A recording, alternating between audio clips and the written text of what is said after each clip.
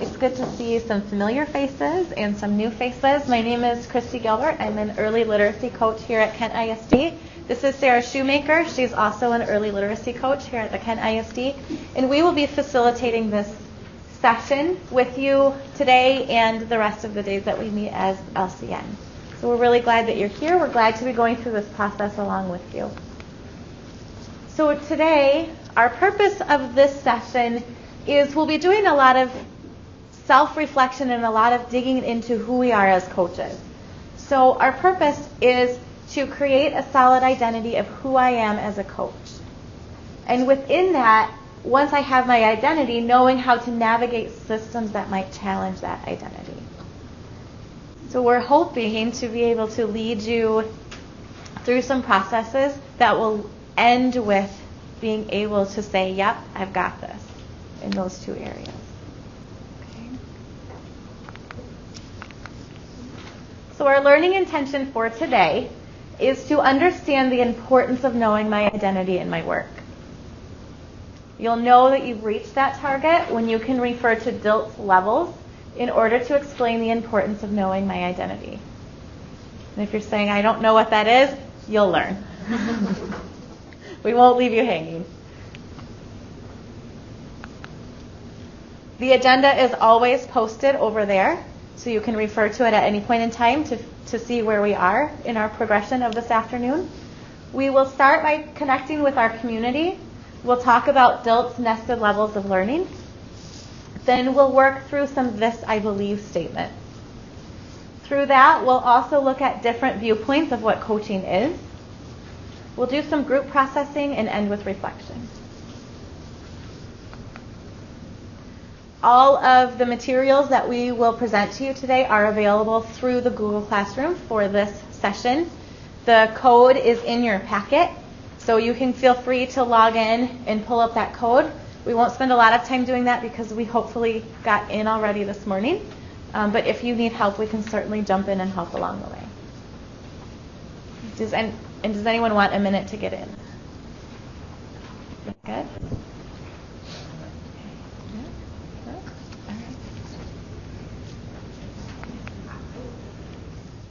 Okay, so the other thing that we're trying to be really intentional about in this session is keeping track of strategies that you can use to bring back with you. So that's part of that triple track agenda that we talked about this morning. We might forget about this. If we do, will you remind us? Okay, so one of the things that we're going to do today is a way to get you to connect with each other and build the community that's here in this room. So what we're going to work on first is something called blobs and lines.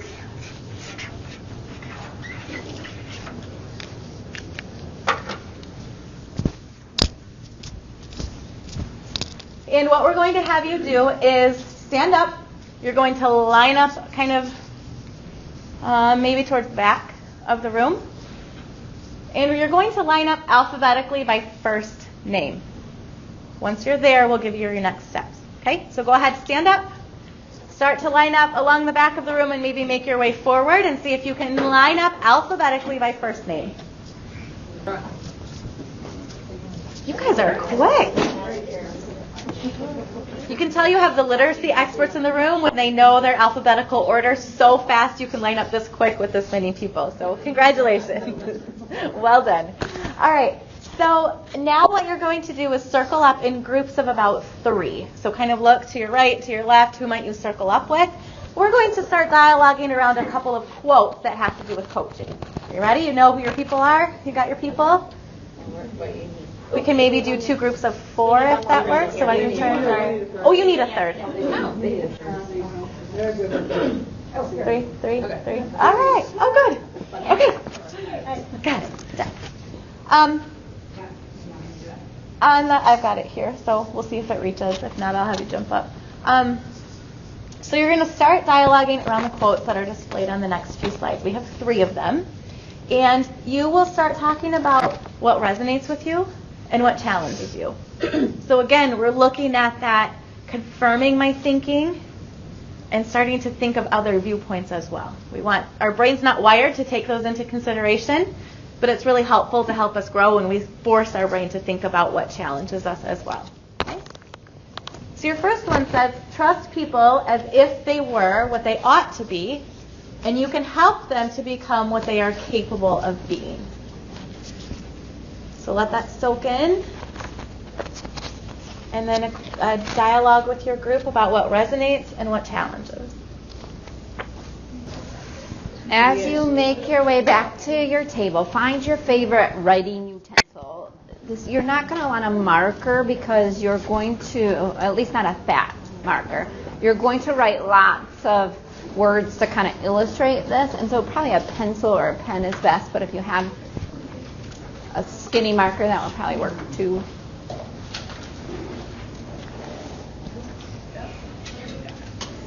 With a quick, show of hands, how many people have been through cognitive coaching? Okay, thanks. Let's try this one. With a quick show of hands, how many people have been through adaptive schools? So about half of the people that have been through cognitive coaching. Okay, great. We are going to talk, the reason I ask this is because DILT's levels of learning lives heavily in adaptive schools work. And so some of you might have heard this before. Often DILT is a level of understanding that there's a lot in it and you get the overall picture, but to study it a little bit more gives you more depth. So we're going to talk about Robert DILT's nested levels of learning, and we're going to think about what you were just reflecting on, that quote about what's your identity, and how your identity can allow the people in a... Sorry, let me start over with that. How you can allow the people and systems around you to constitute your identity, or how your identity can influence the people and systems around you. So think about it as kind of nested levels, like nesting cups, Russian nesting dolls, perhaps, or infant toys where you see things that stack within each other. Okay. Sometimes when you are looking for images, you might see Robert DILT's levels also portrayed as a pyramid, whether that's an upside down pyramid going down or a right side up pyramid. But it's really about the influence of, is that influence external to who you are, or is it coming from your internal self, your identity, to influence your behaviors, your beliefs, your values, your capabilities, the environment? Are you setting those things intentionally? So we're going to take the paper that you have, the blank paper, and I'm going to kind of model up here on the chart paper, and we're going to do some drawing. It doesn't have to be perfect because I'm just drawing semi-straight lines, okay?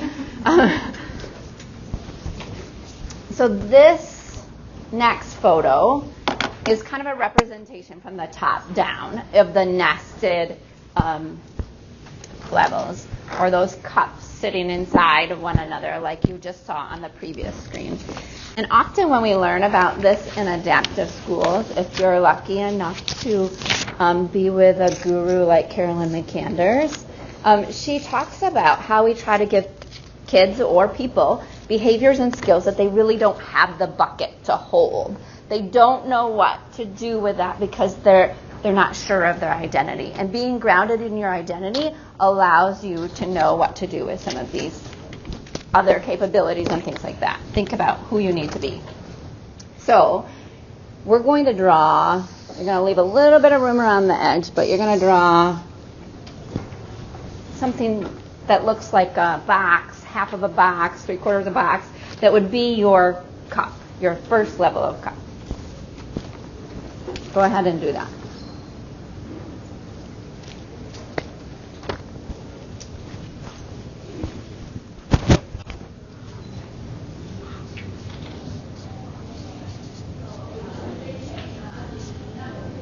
This is really your identity, the biggest box that there is. Okay, sometimes in more updated models they put the purpose or mission, or sometimes in some models it's called like a higher purpose there around that. The way I was always taught is that there is the environment around that, a big E and a little e. So you'll hear me say that. There's the environment, which means the physical environment. That's the little e, which you see in the middle there. The big E, the environment, the way that Carolyn McCanders talks about it, is really kind of that larger culture and going towards that purpose. Okay? So identity is like, who am I? Who do I need to be? Who are we if we are working with a team? Who do we need to be? Like, what is the core of what we're trying to accomplish? And what mindset or what identity do we have to accomplish that? So you want to label that in some way.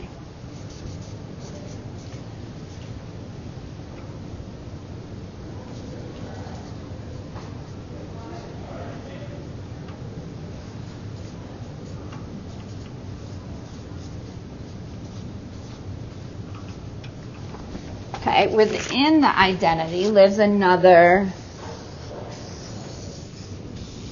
box, cup, container to hold values and beliefs.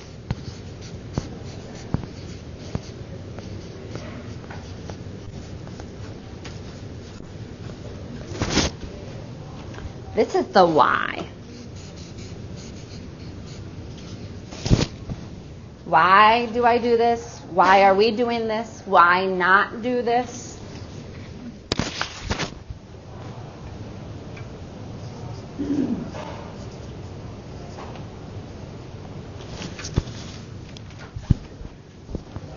What are the values and beliefs that you hold that are compelling you to act towards something?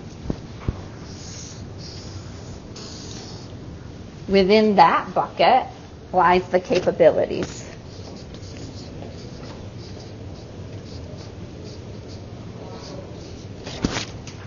And this is the how.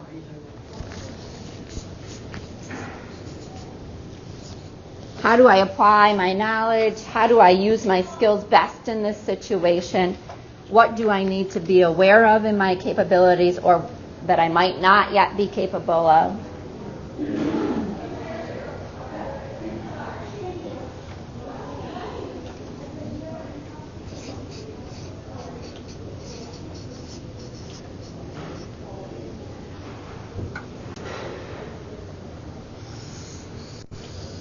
The next level is behaviors.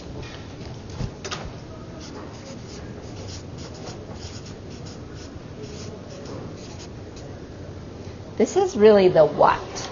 It's the outward manifestation of your knowledge and skills. What practices are you using? What would be important to do here or say?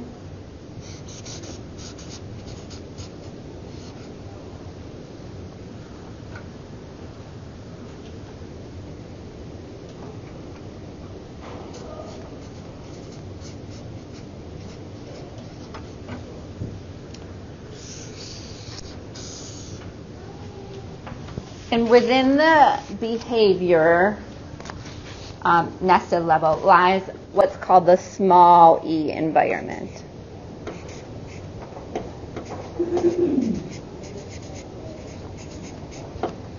And really this is the where. It's the physical context of the room. How are your tables arranged? Which direction are people facing? Are the chairs in a line with everybody facing a screen? Are they in table groups? Is it low lighting, high lighting? Physical features. So it's the where, the physical sense.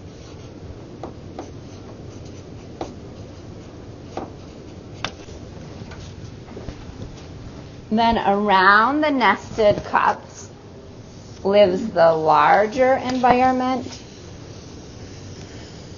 And this is what adaptive schools often refers to as the big E environment. And this is the social, emotional, cognitive, perhaps spiritual environment in which you're immersed. So if you think about your context in the building that you work in or buildings, the district, personally in your home or the circles that you might, whether that's soccer mom or church group leader, things like that, what are the social, emotional, cognitive types of factors that play into there?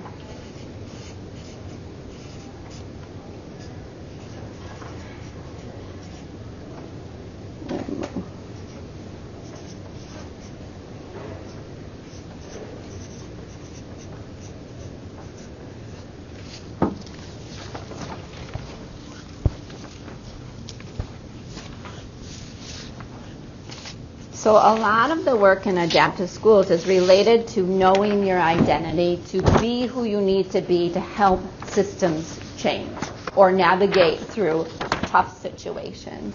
And using that influence, this can constitute who you are. So you can look at the social, emotional, cognitive, or the physical environment, or the behaviors that are happening, the capabilities, the values and beliefs of people around you to influence your identity. Or you can ground yourself in your identity and think deeply about those values and beliefs, and then that will influence how you act towards those other things. Really defines kind of where you're going if you're solid in your identity.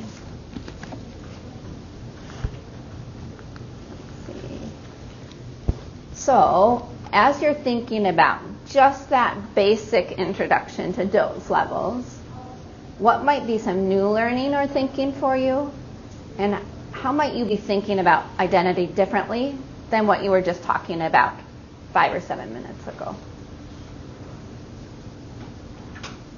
Kind of reflect on that silently. If you need to, use your note-taking sheet or a sticky note and jot some notes about that.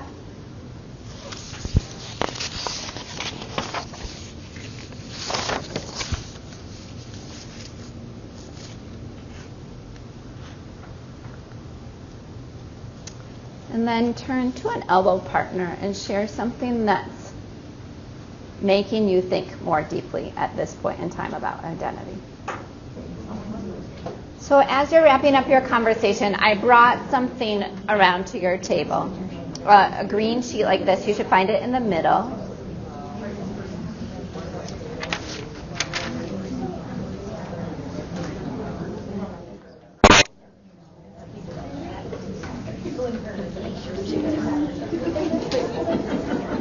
If you grab your copy of the green sheet,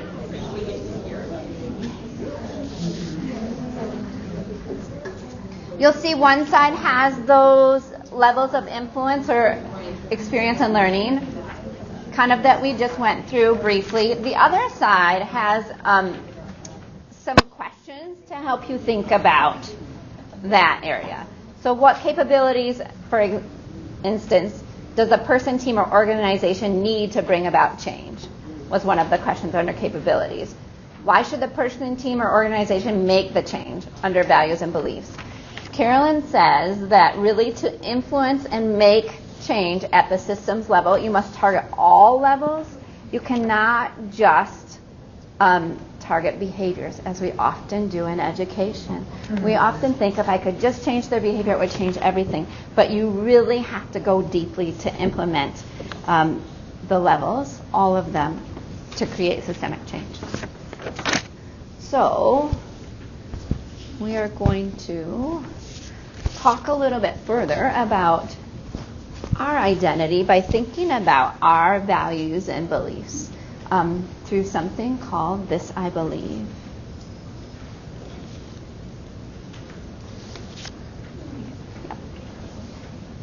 So This I Believe was started not a really long time ago. Started in the 1950s by Edward Murrow, and what he did is he collected short essays from well-known people, not well-known people, and these short essays really were people talking about the core values that guided their everyday lives. And what he did was he collected these essays during a really fragile time in U.S. history. We had the Cold War, we had other things going on, and so his goal was really to bring comfort and inspiration to Americans through this dialogue around, this is what I believe, this is how I came to this core belief, and this is how it affects my everyday living.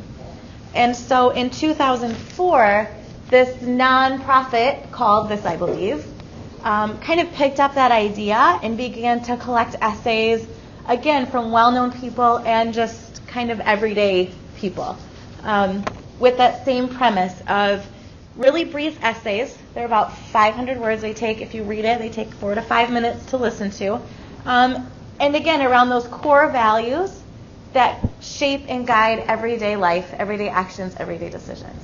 NPR ran the series for about 4 years, and so if you're looking to listen to more of these, you can find all the archives on this, I believe, their organization website. You can also go to NPR's podcast archives and find them there.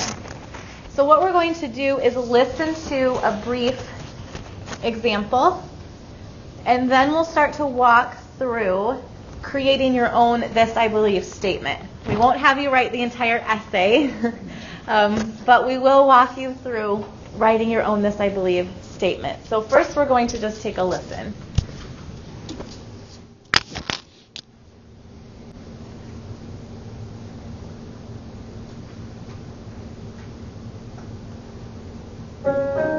I believe in the power of simple questions. I believe in baseball. I believe in practice and hard work. I believe in watching and listening. I believe in prosperity. I believe hunger can be a good thing. As for belief, I believe in acts of love. I believe government is a verb. Sorry, guys. The United States remains a land of conspicuous consumption, even during an economic downturn. For instance, recent research shows that ownership of e-readers has doubled in the past 6 months, even though the devices cost more than $100. This, I believe, essayist Kristen Kelly is a faithful reader, and she's willing to spend big money on her hobby. But she prefers those things we used to buy before e-readers hit the market. I believe in buying books you can't really afford. I'm not advocating fiscal irresponsibility, but if you're going to make a big purchase, why not make it a book? Good books age with you. They bend and flex with your life experiences. This books at all costs buying philosophy may explain why I still have a console television from the 1970s, complete with simulated flickering. But I'm happy. I have my books. When I was 23 years old, I left the secure high school teaching job to go to graduate school again. In one of my first classes, I studied the poetry and prose of T.S. Eliot, that master of arcane vocabulary. I despaired when my high school Webster's dictionary turned mute each time I tried to look up estaminet or juvescence. I needed a new book, the Oxford English Dictionary. Its retail price in those days was $300. Under cover of a blue cold autumn night, my husband and I set out for the bookstore in Atlanta. I breathlessly asked the clerk for my book that was kept behind the counter, paid quickly so that I'd have no time to reconsider the madness of my purchase, and rushed back to our truck, carrying the great weight of my Oxford English Dictionary. Under the streetlights, I opened the gold-stamped navy blue tome and squinted at the tiny print. Now I could know all of T.S. Eliot's vocabulary. Now I could die happy, holding all these heavy words in my arms. Don't get me wrong, I never turn down a trip to the library. But I know that there is something mysterious and spiritual in owning your own good books, in spending your earthly money for a piece of heavenly art to pass down to future generations to say, this is what I loved. And I wonder if you will love it too. I have been the recipient of many of these passed down books. My father was a book buyer. He never made the extravagant purchases I did, but I remember his going to the Aspen Youth Bookstore on Memorial Drive in Atlanta on the weekends. He would take hundreds of battered paperbacks and trade them for magnificent, neglected sets of classics. Daddy would go in with how-to books about fixing plumbing leaks and come out with dusty, gilt-edged editions of the Iliad and the Odyssey. He would neatly arrange these books in our basement, where I, at 9 or 10 years of age, would spend all summer in the cool, damp air, spinning around and around in a cast-off black vinyl office chair, reading Greek and Roman myths. One day, I'll have to leave my library, but I'm pleased to know that my children will have all my books about Southern literature and modern poetry.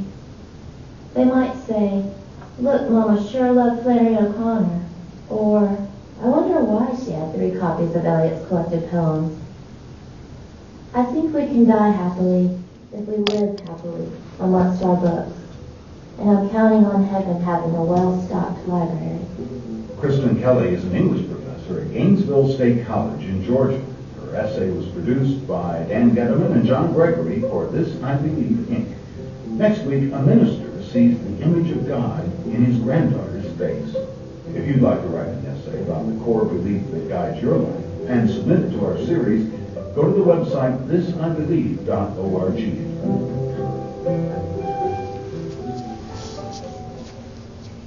So take a quick, about 1 minute at your table groups. Based on what you heard, what is her identity? How would she identify herself? There is one tool that I would like to show you. Sarah is adding strategic partnerships to our strategy harvest. I also want to just bring your attention quick because we always want to give you things that you can take back. And so on this thisibelieve.org website, there is a section for educators. There are educator resources, some FAQ, some essay writing suggestions. They do have some curricula. They are available for purchase, but it all relates to this idea of belief and core values and how those core values guide and shape what you do and the decisions that you make. So they do take essay submissions from middle school, high school, college level, so if you're interested in having students with. This is a great outlet for your middle school, high school students. When you have to do like a persuasive type writing, we always want to think about what writing might we do outside our classroom walls, and to have this as like a almost like a database of core values and ideas that your students then become a part of might be powerful. So for some of those students.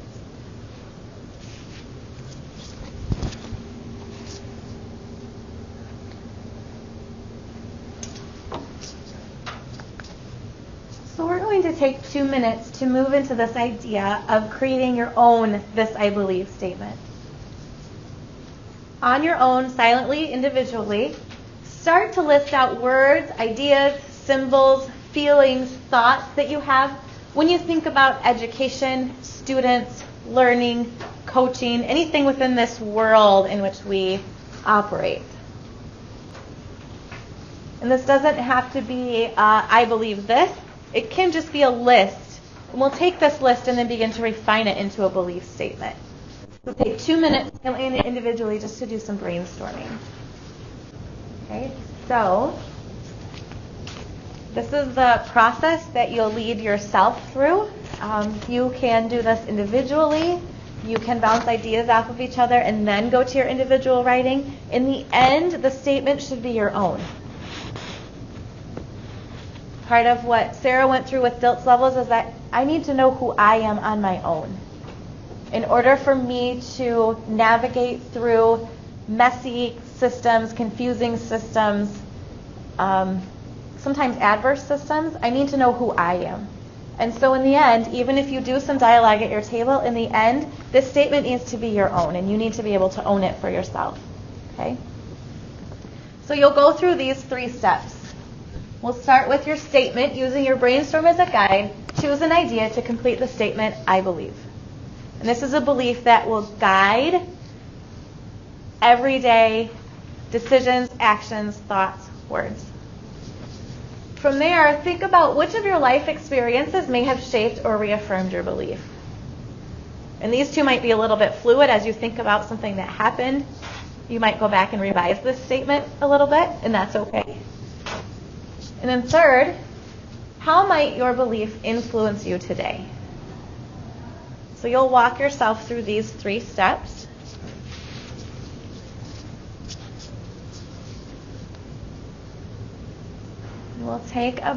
We'll check in about 8 minutes. Okay? All right. And you can bring your attention back over here to our strategy harvest. You'll notice that Sarah added strategic partnerships. Part of what we did is told you to talk to an elbow partner rather than looking around the table going, do I want to talk to you? Who do I talk to? Right? We often tell kids, eye partner, elbow partner, shoulder partner. That's just a good way to get people together and talking. The This I Believe resources, we showed you those. And then there is a principle called 10 and 2. And what this is when you're working with groups, for every 10 minutes of presentation, your participants need 2 minutes of processing time. So every 10 minutes of presentation, you give 2 minutes of processing time. Okay? So we're going to do that right now. You've spent about 10 minutes really doing some deep thinking. So you'll take about 2 minutes to do a quick check-in with your tables. Talk about where your thinking is at, what you might have been processing through. Share what you're comfortable sharing. And go ahead and just take a minute to process with your group through what we've done already this afternoon. So I'm going to raise my hand. I know that as you're talking, you have more and more to talk about with more content or more connections to other people. We have about 35 minutes left, and we are going to start to think about how we might put all of these things together as you move back to your closing sessions for the day. So how might you use your identity, your beliefs that you were just writing out, to start to think about your role as a coach. So linked in here, as we've said it in other presentations today, we're putting in the resources and the links. Through your Google Classroom slides, you can get to this. There's just a sample organizer if you would like to use this with kids or with staff that we drew some of the questions from that has additional questions for you if you so choose to use it. Christi just passed out a Coaching Is kind of document we put together. And what we really did was think through the lens, 3 different lenses. The cognitive coaching lens, so Costa and Garmstrand's work. And there's a piece on there that says that. I'm sorry, Christi, I don't know what order they go in. Okay. So let me step back. The Jill Jackson one is the first one on there. Jill Jackson is one of the sessions that we did this morning, how to coach teachers to teach almost anything. Really basic about her approach. Her approach is very different from Costa and Garmstrand's work.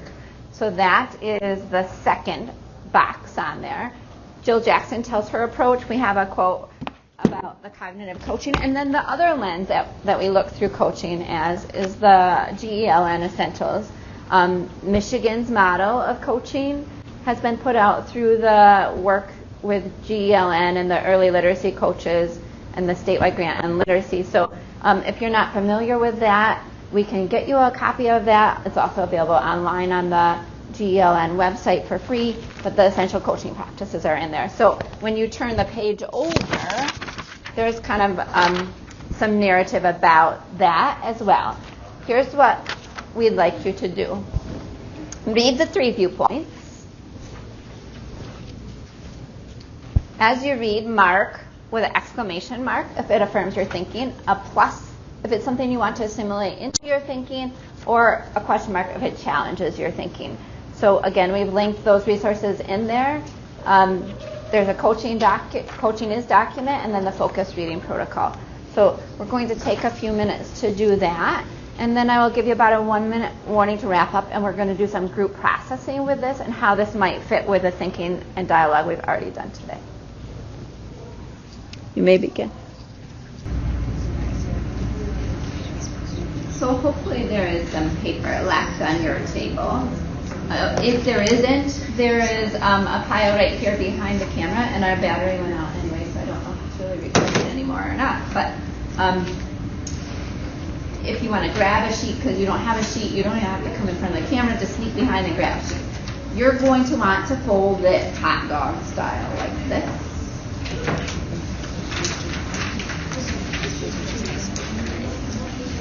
And you're probably going to want to take that with you as you get in a group of 4 to 6. So it's probably like 2 table groups together. And you might want to bring your chairs out into the space or move to the back of the room. Follow the directions. Here's what you're going to do when you move. You're going to think about what statements, or share, after you introduce yourself, what statements in the reading affirmed or challenged your thinking. Which statements might you want to assimilate into your belief statement, and what support or challenges might you be facing from your district in regards to your identity as a coach. Okay, so you're going to dialogue around that. As we conclude that part, you'll want this hot dog paper near you. So rather than move and then move back, bring the hot dog paper with you and then find a space either in the back of the room or where you can pull chairs together, like 2 table groups, 4 or 6 people. Okay.